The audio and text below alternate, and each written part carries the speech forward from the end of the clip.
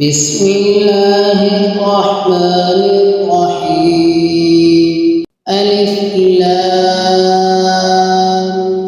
ميم ذلك الكتاب لا ريب فيه هدى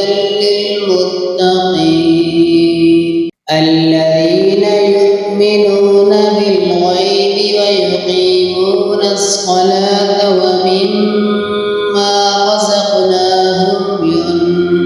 ينفقون والذين يؤمنون بما أنزل إليك وما أنزل من قبلك وبالآخرة هم يوقنون أولئك على هدى من ربهم وأولئك هم المفلحون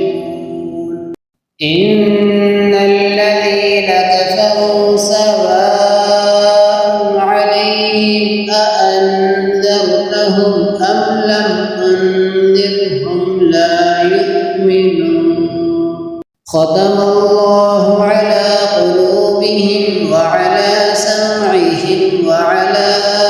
أبصارهم غشاوة ولهم عذاب